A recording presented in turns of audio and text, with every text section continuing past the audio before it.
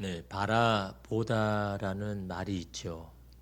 바라보다라는 말은요, 바라다와 보다가 합쳐진 말입니다. 보는데 그냥 보는 것이 아니라 바라면서 본다. 바라다라는 것은 기대한다라는 거죠. 소망한다라는 겁니다. 다시 말하면 어떤 것을 보는데 그냥 아무런 생각 없이 보는 게 아니라 생각을 가지고 본다 라는 의미가 바라보다라는 겁니다. 근데 여러분, 이 생각하면서 본다라는 게 여러분 참 중요하죠. 누군가를 봅니다. 근데 어떤 생각을 가지고 보느냐가 따라서 이게 이 보는 시선이 달라질 수가 있다라는 겁니다. 그래서 어떤 생각을 가지고 보느냐는 참 중요합니다. 또한 무엇을 보느냐도 중요하죠.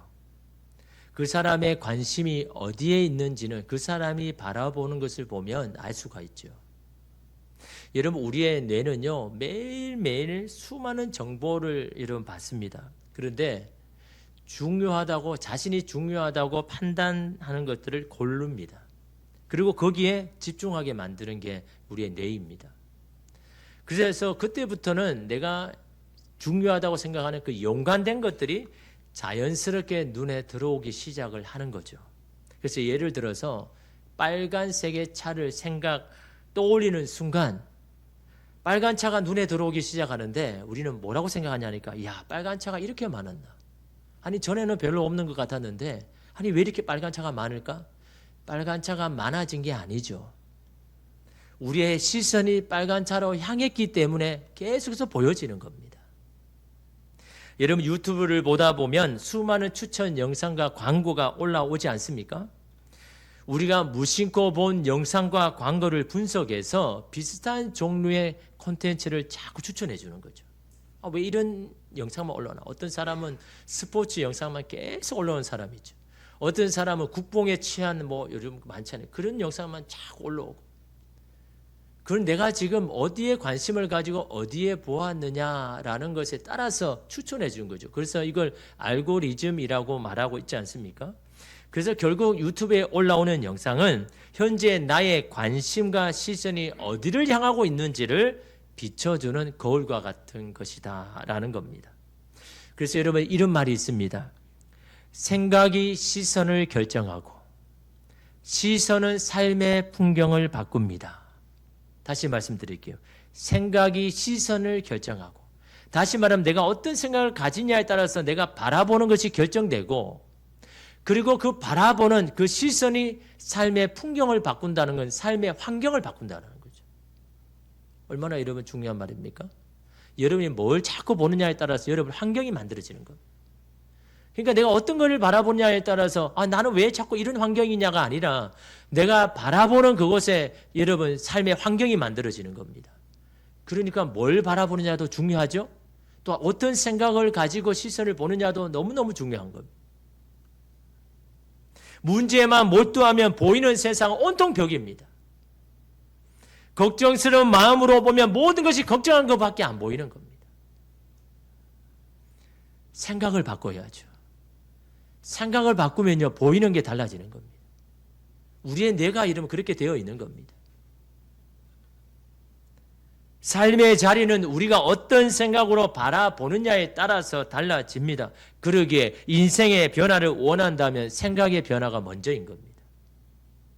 생각을 바꾸면 보이는 세상도 달라지는 겁니다. 근데 그 생각을 바꾸게 하는 게 뭡니까? 무엇이 우리의 생각을 바꿀까요?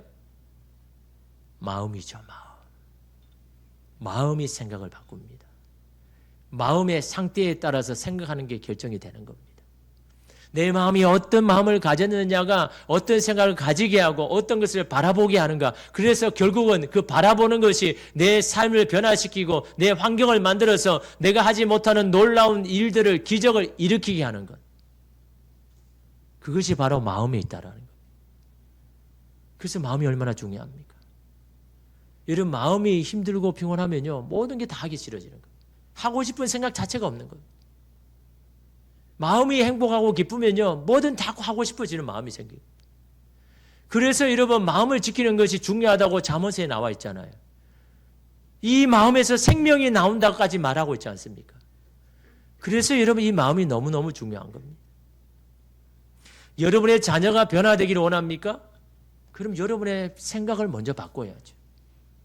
바꾸지 않고 자녀의 환경이 바뀌어지지 않습니다. 자녀가 못하는 부분만을 계속 생각하면 자녀가 잘하는 면은 보이지 않습니다. 잘하는 면이 분명히 있잖아요. 근데 안 보이는 겁니다. 계속 못하는 것만 눈에 들어오죠. 그러니까 어떻게 합니까? 그걸 가지고 계속 잔소리를 합니다. 잔소리를 하는 이유는 잘하라고 하는 거죠. 그 잘못하는 것을 좀 극복하고 좀 노력해서 이 잘못하는 것을 좀 잘하게 해라라는 그런 마음으로 잔소리를 하는데, 그런데 그 잔소리를 계속 들은 자녀는요, 어떻게 생각할까요? 그 자녀도요, 자기의 잘 못하는 부분을 자꾸 생각하게 됩니다. 그러면서 자책하게 되는 겁니다. 나는 왜 맨날 이런가? 왜 나는 이런 것을 극복하지 못하는 걸까? 이런 내가 무엇을 할 수 있을까? 나는 부모에게도 세상에도 부족한 사람, 불필요한 사람인가? 그렇게 자꾸 생각하는 겁니다. 분명히 자기에게 잘한 것이 있는데. 부모가 여러분 잘 못하는 걸 계속 바라보면서 그걸 자꾸 이야기를 하니까 그걸 고쳐주기를 원하지만 그렇지 않더라는 겁니다. 생각을 바꿔야 되는 거죠. 우리 아이에게도 분명 잘하는 것이 있고 그 잘하는 것이 결국 우리의 자녀를 성공시키고 잘되게 할 것이라고 생각해야 되는 겁니다. 잘 못하는 것이 그 아이를 실패하고 망하게 하는 것이 아니라 잘하는 것이 그 자녀를 잘되게 할 것이라고 자꾸 생각해야 되는 겁니다. 그래서 그 아이의 잘하는 부분을 계속 이야기하면 그 말을 들은 자녀는 어떻게 생각할까요? 용기를 얻고 힘을 얻습니다. 근데 용기를 얻고 힘을 얻는데 끝나는 게 아니라 여러분 아이도 자기가 잘 못하는 거 알고 있습니다. 자기가 연약한 거 모를까요? 다 알지만 안 되는 겁니다. 내가 한 번 했는데도 잘 안 되고 실패하니까 그냥 포기한 거죠. 그런데 여러분 그 잘하는 부분을 계속 들은 자녀는요 힘과 용기를 얻어가지고 자기의 부족하고 안 되는 부분을 스스로 극복하려고 애를 쓰더라라는 거죠. 그 힘이 어디에 있습니까? 부모가 잘하는 부분을 계속 이야기해 주니까 그게 여러분 내면의 힘이 되어가지고 내가 스스로 그 잘 안 되는 것들을 자꾸 도전하려고 하는 힘은 바로 거기에 있는 거죠. 우리는 잔소리를 하면 그 아이가 잘할 것 같고 잘할 것 같지만 그렇지 않는 겁니다. 잘하는 부분을 자꾸 격려해 주고 해주면요 스스로 힘을 내는 겁니다. 눈에 보이는데 어떻게 합니까? 잘 못하는 것만 보이고 만족스럽지 못하는 부분만 자꾸 보이는데 어떻게 합니까? 여러분 그럴 때마다 스스로 자문해 보십시오. 내가 어떤 생각, 어떤 마음으로 자녀를 바라보고 있는지. 내 기준으로 내 만족으로만 자꾸 보고 있지는 않는지. 여러분 배우자도 마찬가지입니다. 의심하고 불만스러운 마음으로 보면 다 그렇게 보이는 거예요. 물론 여러분 그런 점이 있기는 있죠. 그러나 여러분 잘하는 면도 있잖아요. 잘하는 면을 자꾸 이야기해야 여러분 그 배우자도 힘을 생기는 겁니다. 그래서 나의 부족하고 연약한 걸 자꾸 고치려고 여러분 하는 거죠. 여러분 잔소리 100번 1000번에서 고쳐줄 거면 다 그렇게 하죠. 그러나 여러분 그렇지 않다라는 겁니다. 좋은 생각 좋은 마음을 가지고 바라볼 때 그럴 때 입에도 여러분 좋은 말들이 나오게 되는 겁니다. 그래서 여러분 말은 마음에서 나온다고 이야기했지 않습니까? 내가 말하고 싶어도 내 마음에서 그 말이 나오게 되어 있는 겁니다. 오늘 말씀에도 예수님은 한 사람을 바라보십니다. 그 사람이 누구입니까? 베드로 장모이죠. 베드로 집에는요 아내와 장모 그리고 베드로의 형제인 안드레까지 같이 살고 있습니다. 그러니까 여러분 아내도 사실 편한 게 아니죠. 사위도 편한 게 아닙니다. 장모님과 함께 살아가고 시동생과 함께 살아야 돼요. 뭐 궁궐이 뭐 집이 대궐 같아가지고 막 저쪽에도 방이 있고 이쪽에도 방이 있어서 밥 먹는 시간 외에 안 부딪히면 상관없죠. 그 좁은 집에서 계속 얼굴을 보면서 살아야 되는데 여러분 그 삶이 편할 수는 없지 않습니까? 눈치 봐야 되고 마음이 불편하고 왜 장모가 사위 집에서 살아야 되는지 그 이유는 알 수 없지만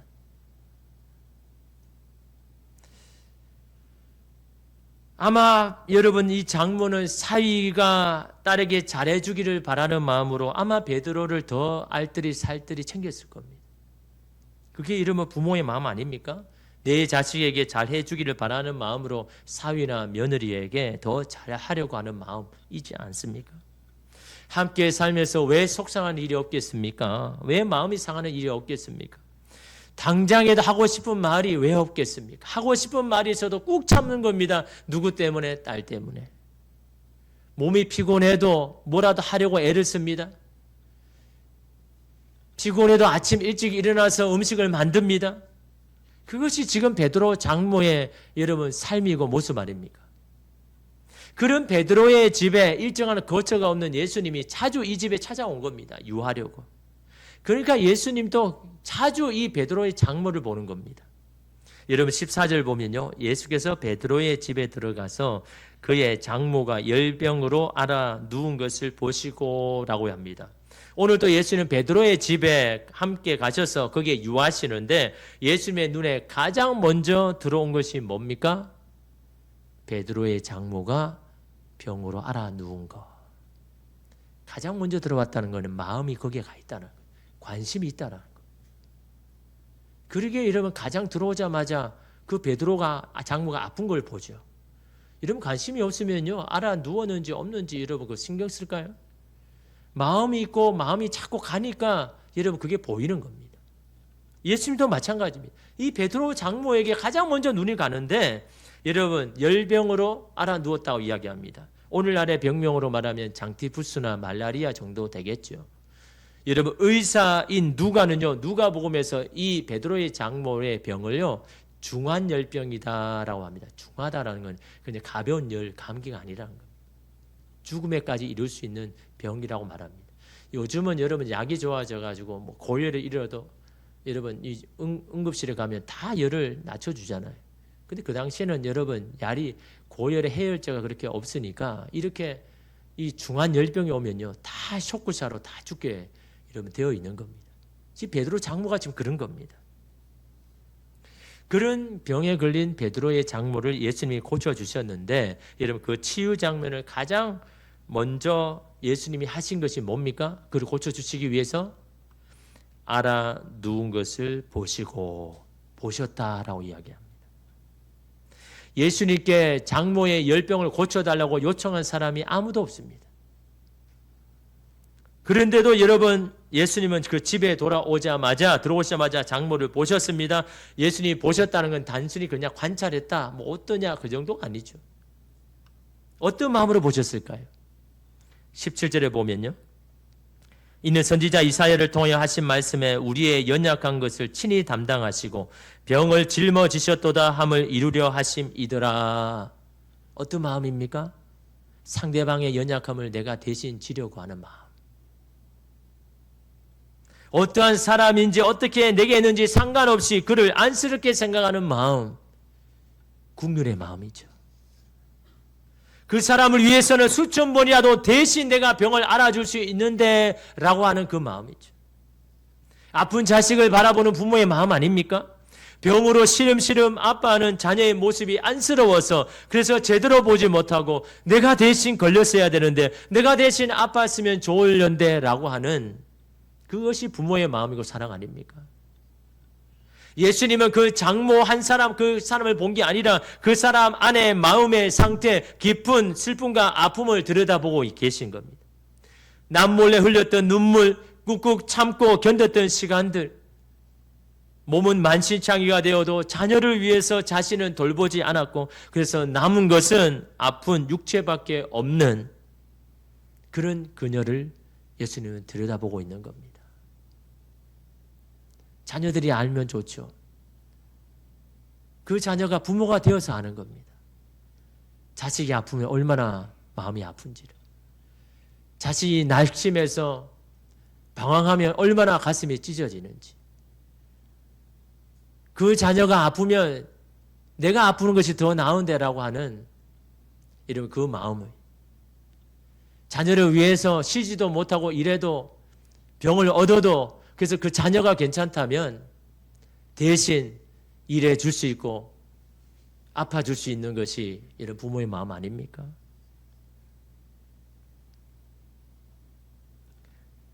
예수님은 바로 그런 마음으로 그 장모를 보셨습니다.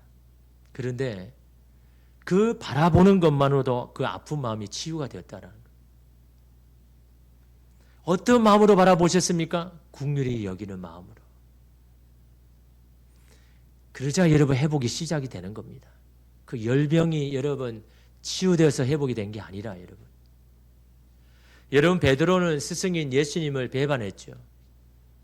흔히 우리는 베드로가 닭 울음소리를 듣고 예수님이 생각나서 통곡했다라고 말하지만 사실은 그렇지 않죠. 누가복음 22장 61절 62절에 보면요. 주께서 돌이켜 베드로를 보시니 베드로가 주의 말씀 곧 오늘 닭 울기 전에 내가 3번 나를 부인하리라 하심이 생각나서 밖에 나가서 심히 통곡하니라. 닭의 울음소리가 아닙니다. 주께서 돌이켜서 자신을 보는 그 예수님의 시선, 그것 때문에 통곡합니다. 여러분, 자신을 배반한 베드로를 바라보시는 예수님의 눈초리는 어떨까요? 비난의 시선입니까? 정죄의 시선입니까? 네가 수제자라고 하면서 그것밖에 안 되냐? 나는 그렇게 기대했는데 너는 이 정도밖에 안 되느냐? 어떻게 이럴 수가 있느냐? 나는 너를 위해서 모든 것을 다 투자하고 다 들여줬는데 너는 어떻게 나를 이렇게 배신할 수가 있느냐라는 그런 속상한 마음의 눈빛이 아니었습니다. 긍휼의 시선이었습니다.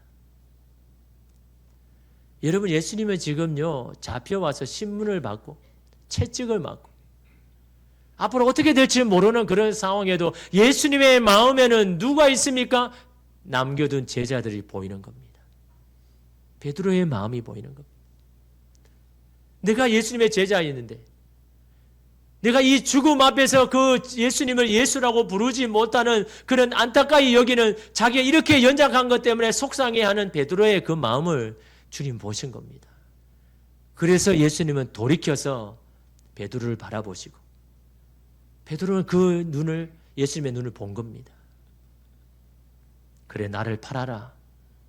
나를 팔고 너는 살아남아라.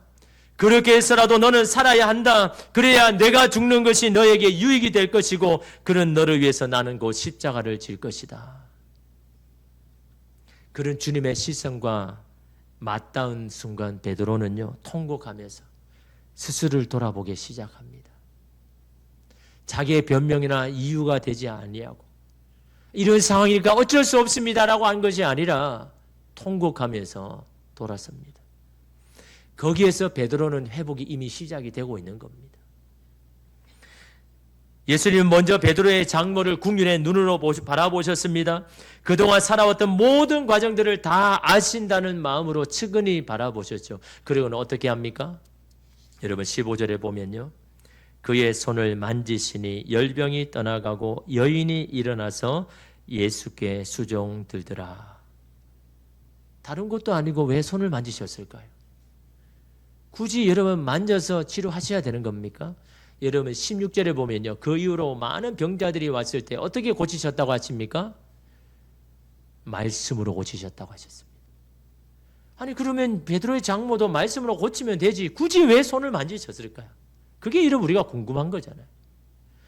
이후에 병자들처럼 그냥 말씀으로 고치지 않으면 그냥 편하게 고칠 수 있는데 왜 굳이 그의 손을 만지셨을까라는 거죠.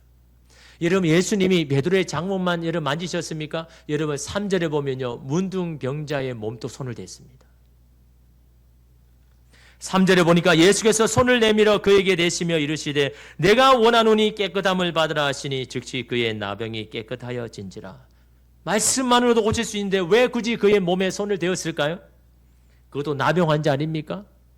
모든 이들이 불결해하고 전염의 위험 때문에 가까이 하기를 꺼리는데 왜 예수님은 그 몸에 손을 댄 걸까요? 그것은요, 내가 다 안다라는 마음을 전하는 겁니다. 너가 이 병으로 얼마나 마음고생이 많은지 내가 안다라고 하는 그런 마음을 전하시는 겁니다. 부모 형제를 보고 싶어도 볼 수 없는 네 아픔을 내가 알고 있다. 지금까지 그 아픔 때문에 네가 얼마나 힘들은지 내가 안다. 그런 마음으로 그의 몸을 손댄 겁니다. 손을 대어야만 고칠 수 있는 게 아니라 말씀으로 고칠 수 있음에도 불구하고 예수님은 베드로의 그 마음을 고치기를 원하시는 겁니다. 그 마음을 여러분 삼으시고 여러분 치유하기를 여러분 원하시는 겁니다. 그 만지심만으로 나병 환자의 오랜 슬픔과 고통은 눈 녹듯이 사라지는 겁니다. 같은 심정으로 예수님은 베드로의 장모의 손을 만지신 겁니다. 어떤 손입니까? 수많은 고초와 고생을 겪은 그래서 거북손처럼 굳어진 그 억센 손을 만지면서 내가 안다. 내가 다 안다. 너가 살아왔던 모든 삶의 힘든 건 내가 다 안다. 그 손을 만질 때 예수님의 그 긍휼의 마음이 장모의 마음까지 여러분 닿는 겁니다.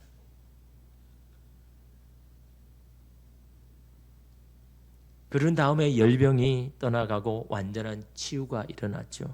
그런데 여러분 놀라운 것은 베드로의 장모가 어떻게 변했느냐라는 거죠. 15절 하반절에 보면요. 여인이 일어나서 예수께 수종들더라. 수종들다라는 걸 섬겼다라는 말입니다. 고쳐주셨으니까 잘 섬겼겠지. 근데 이 수종들더라라는 시제가요. 과거 미완료형입니다. 헬라어에서는 시제가 굉장히 중요하죠. 아니 과거 미완료 그게 뭔데 그렇게 어려운 말을 하십니까 하는데 굉장히 중요합니다. 과거 미완료형이라는 시제는요. 과거 어느 한 시점을 전후해서 어떤 행동이나 사건이 계속되고 있다는 것을 가리킬 때 다시 말하면 어떤 그 과거의 그 사건 이후로 이 사람이 계속 그걸 해오더라는 거예요. 이전에는 안 그랬는데 과거의 그 한 시점에서 이 사람이 달라졌다라는 거예요. 그걸 계속 해오더라는 겁니다. 다시 말하면 베드로의 장모는요. 예수님이 그를 치유하기 전에는 잘 못섬겼다는 거예요. 섬기지 않았다는 거예요. 그런데 그 이후부터 예수님을 잘 섬겨왔다는 겁니다. 지금까지. 그걸 지금 말하고 있는 겁니다. 여러분 예수님께서 자주 베드로의 집에 왔을 때 장모인 이 사람의 눈에는 어떻게 보였을까요? 야 정말 대단한 말씀하시고 대단한 일을 하시니 정말 영광입니다. 그렇게 했을까요? 여러분 장모에게 이 예수님은 어떤 사람입니까? 자기 사위를 꼬드겨가지고 어부 일을 하지 못하게 해서 결국은 딸을 힘들게 한 사람 장본인 아닙니까? 그래서 이 딸이 나가서 양식을 구해와야 되고 일을 해야 돼서 가정을 먹여 살려야 되는 그래서 딸이 더 힘들어진 거 아닙니까? 여러분이 여러분의 딸의 장모라면요. 베드로가 놀라운 일, 대단한 일을 한다고 여러분 축하해 줄 겁니까? 칭찬해 줄 겁니까? 부모의 눈에는 자식밖에 안 들어오는 겁니다. 베드로가 아무리 대단한 일을 해도 내 딸이 힘들면요. 힘든 거 못마땅하게 여기는 겁니다. 베드로의 장모도 마찬가지 아닙니까? 눈치 없이 예수님께서 이 베드로의 집에 자주 왔을 때 베드로의 장모는 어떻게 했을까요? 아마 못 본 채 했을 겁니다. 못마땅한 눈으로 봤겠죠. 아니 저분은 어떻게 눈치가 없냐. 아니 당신 때문에 내가 얼마나 지금 힘든데 우리 딸도 이렇게 힘들게 지내는데 아니 저렇게 눈치도 없이 저렇게 찾아오느냐. 베드로의 장모가 여러분 그런 못마땅한 눈으로 안 됐겠습니까? 여러분 예수님은 그걸 모를까요? 올 때마다 자기를 그렇게 대하는 이 장모의 여러분 이 마음을 예수님 몰랐을까요? 우리 같으면 괘씸해서 안 고쳐줄 수도 있죠. 아니 나를 이렇게 투명인간 취급하고 나를 이렇게 못하는데 내가 왜? 근데 예수님은요. 그 장모의 마음을 아는 겁니다. 그 장모가 흘렸던 눈물과 아픔을 다 아시는 겁니다. 그래서 여러분 예수님은요. 이 장모를 가장 먼저 바라보시고 가장 먼저 여러분 손을 만져주시면서 여러분 치료해 주셨잖아요. 그 마음을 장모도 아는 겁니다. 내가 이렇게 매몰차게 대하고 내가 이렇게 못마땅하게 여겼는데도 그 예수님은 나를 불쌍히 여기시고 긍휼히 여겨주시고 내 손을 잡아주시는 그 주님의 진실한 마음이 여러분 이 베드로의 장모의 마음에 닿은 겁니다. 그래서 여러분 이 장모가 달라진 겁니다. 마음이 바뀐 거죠. 내가 이런 예수님이라면 내가 잘 섬겨야지. 장모의 이 마음을 여러분 바꾼 게 뭡니까?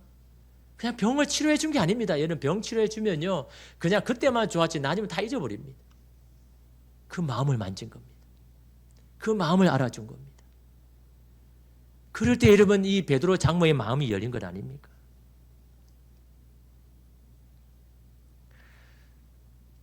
여러분 저도 우리 자녀가 마음 아프게 하면요, 속상하게 하면 하는 게 있습니다. 휴대폰을 꺼내서 어릴 적 아이의 사진을 봅니다. 그 사진 보면서 막 화를 내겠습니까? 그냥 미소가 나오는 거죠. 그냥 좋은 겁니다. 3살, 4살 때 그 아이가 내게 잘해줘가지고 여러분 기쁜 게 아니잖아요. 그냥 보는 것만으로 그냥 기쁜 겁니다. 좀 전까지 속상하고 마음이 힘들었던 것들이 눈녹이 다 나와지죠. 그냥 사진이 아무것도 아니지만요, 그 어릴 적 사진을 보면서 그냥 기쁜 겁니다. 그러면서 여러분 이전에 마음이 속상한 마음은 다 지워버리고, 이 마음으로 다시 잘 대해줘야 되겠다. 손을 내밀어야 되겠다. 내가 먼저 그냥 손을 내밀어야 되겠다. 그 마음이 여러분 생기지 않습니까? 그게 여러분 사랑이죠. 뭔가를 잘 해줘서, 내 뜻대로 해줘서, 여러분 그건 사랑 아니잖아요. 사랑은 그냥 옆에 있어 주는 것만으로도 행복하고, 그냥 곁에 있는 것만으로도 힘이 나고, 여러분 그게 사랑 아닙니까? 어떤 사람은 그럽니다. 저도 사랑했죠. 사랑하니까 계속 있는 거죠. 혹시나 이러면 집착이고 욕심 아닙니까?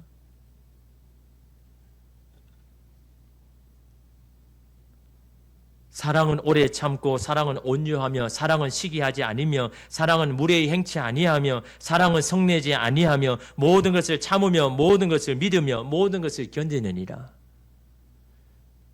사랑에 대해서 고린도후전서 13장의 말씀에서 사랑은 이렇다고 이야기하잖아요. 사랑은 뭔가 내게 잘해줘가지고 내가 기쁘고, 내가 원하는 뜻대로 그냥 순종해줘서 내가 기쁜 것이 아니라, 사랑은 여러분 그렇다라는 거. 오래 참아주고 견뎌주고 온유해주고 품고 믿어주고 견뎌주는 것, 그냥 있어준 것만 해도 여러분 힘이 되니까. 나태주 시인의 풀꽃 원이라는 시가 있습니다. 자세히 보아야 예쁘다. 오래 보아야 사랑스럽다. 너도 그렇다. 아주 짧은 시죠. 근데 깊은 울림을 주죠. 자세히 보아야 예쁘게 보이는 겁니다. 오래 보아야 사랑스럽게 느껴지는 겁니다. 근데 우리는 어떻습니까? 선입견 때문에 대충 보고, 감정 때문에 그 사람을 제대로 보지 못할 때가 얼마나 많습니까? 자세히 보려는 마음이 필요합니다. 오랫동안 볼 수 있는 인내가 필요합니다. 이것은 어디에서 나옵니까? 사랑에서 나오죠. 사랑이 그렇게 하는 겁니다. 사랑이 자세히 보게 하는 겁니다. 사랑이 오래 보게 하는 겁니다. 그럴 때 그 사람의 좋은 게 보이는 겁니다. 예쁨이 보이고 선함이 보이고 잘하는 것이 보이기 시작하는 겁니다. 예수님은 한 사람 한 사람을 자세히 오래 바라보십니다. 왜냐하면 사랑의 마음으로 바라보니까요. 그냥 내게 오는 것만으로 하나님은 기쁘시니까. 내게 찾아와서 자신의 억울한 마음, 속상함을 다 이야기해도 내게 오는 것만으로도 주님은 너무너무 기쁘시기에 그 사람을 오래 보고 자세히 봅니다. 오늘 우리도 예수님의 이런 마음을 닮아 그 마음으로 바라보십시오. 우리 가까이 있는 사람을 자세히 보고 오래 보시면 하나님께서 심겨놓고 만들어 놓으신 선하고 아름다운 모습을 우리는 찾고 발견하게 될 것입니다. 그동안 보지 못했던 아픔과 고통에도 깊이 공감하게 될 것입니다. 그런 우리의 시선이 자녀를 살리고 가정을 회복시키는 겁니다. 바라봄의 기적은 분명 사람을 살리고 관계를 회복시킵니다. 그 바라봄은 우리의 생각에서 나오고 그 생각은 마음에서 나옵니다. 그런 우리가 되기 위해서는 어떻게 해야 될까요? 먼저 우리의 마음이 치유함을 받아야 됩니다. 내 마음이 깨어지고 상하였는데 누구를 사랑의 눈으로, 누구를 궁일의 마음으로 볼 수가 있겠습니까? 주님 앞에 먼저 우리의 마음이 치유함을 받아야 되는 겁니다. 상하고 아픈 마음을 주님 앞에 내어드리면서 하나님, 이 마음 때문에 나는 너무너무 힘들고 뭘 해도 기쁘지도 않고 뭘 해줘도 하나님 기뻐하지 않습니다. 주님, 나의 상한 마음을 고치시고 만져주십시오. 나를 영원히 나를 놓지 아니하시는 주님의 그 사랑으로 나를 바라보시고 나의 이 상한 마음에 손을 내밀어서 주님 고쳐주십시오. 주님은 한 번도 우리의 요청에 거절하신 분이 아닙니다. 여러분, 그 주님 앞에 여러분의 마음을 드려서 오늘 우리의 마음이 먼저 회복되어 그 주님의 마음으로 바라보고 그 주님의 마음으로 사랑할 수 있는 오늘 저와 여러분 되시기를 주님의 이름으로 축복합니다. 기도하겠습니다. 주님, 우리가 주님을 찾고 주님을 부를 수 있음은 주님이 우리의 아버지가 되시고 주님만이 우리의 마음을 아시기에 오늘 우리의 상하고 깨어지고 힘든 마음을 주님 앞에 내어놓습니다.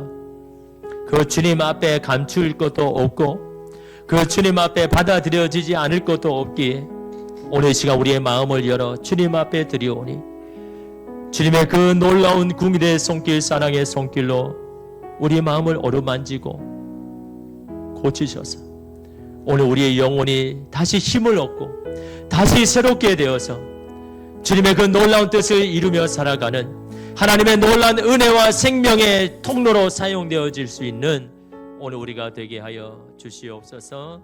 예수님의 이름으로 기도드립니다. 우리의 아버지 되시는 주님 앞에 우리의 모든 것을 아시는 주님 앞에 오늘 우리의 마음 드리며 나가겠습니다.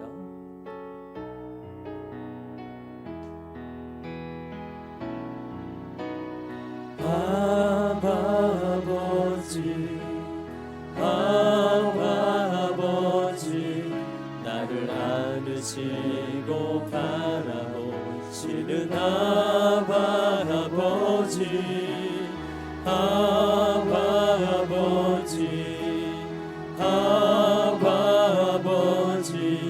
나를 도우시고 힘주시는 우리 한 번 더 아버지 나의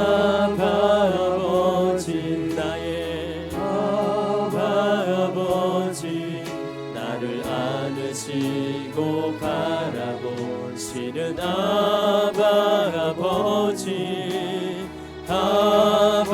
아버지 나의 아버지 나를 도우시고 힘주시는 아버지 주는 내 마음을 고치시고 볼 수 없는 상처 만지시네 나를 아시고 나를 이해하시네 내 영혼 주님 앞에 우리 영혼을 드리면서 주는 내 마음을 고치시고 주는 내 마음을 고치시고 볼 수 없는 상처만 주님 안에서 고침받기를 원합니다. 나를 아시고 나를 이해하시네 내 영혼 새로 우리 시간 주님 앞에 오늘 우리의 모든 마음을 아시는 주님 앞에 여러분의 상한 마음 깨어진 마음 모든 마음 주님 앞에 올려드리며 주님 하나님의 손길로 궁일의 손길로 하나님 나를 만지사 나를 회복시키시고 치료하여 주셔서 하나님 내 영혼이 다시 거듭나고 내 영혼이 다시 힘을 얻는 우리가 되기를 원한다라고 주님 앞에 간절하게 구하고 기도하시길 바랍니다. 우리 주의 이름을 외치며 기도합니다. 주여 하나님 우리의 마음을 아시는 아버지 하나님, 주님만이 우리의 마음을 만질 수 있습니다. 주님만이 하나님 우리를 아시고 우리를 사랑의 눈으로 바라보시는 주님, 그 주님 안에서만 회복됩니다. 그 주님 안에서만 하나님 고침을 받을 수 있습니다. 하나님 나의 상한 마음, 아픈 마음 누가 알아주고 하나님 누가 하나님 그 마음을 고치고 회복시키겠습니까? 하나님 우리의 모든 것을 아시는 주님, 주님만이 하나님 내 마음을 아시오니 하나님 이 시간에 주님 앞에 올려드립니다. 주님 앞에 드립니다. 주님 하나님 이 시간에 오셔서 우리의 마음을 만지소서. 주님 그 사랑으로 우리를 사며주시고 주님 고치시고 회복시켜 주셔서 오늘 우리 안에 있는 깊은 어둠과 슬픔과 아픔 속에서 자유하게 하여 주시고 해방되게 하여 주시옵소서. 그래서 주님이 주시는 하나님 감격과 기쁨이 오늘 우리의 영혼에 흘러 넘칠 수 있도록 주님 우리를 공의히 여겨 주시옵소서. 내 영혼 새롭게 세우시 주님의 그 자비로운 그 자비로운 손 항상 좋은 것 주시도다.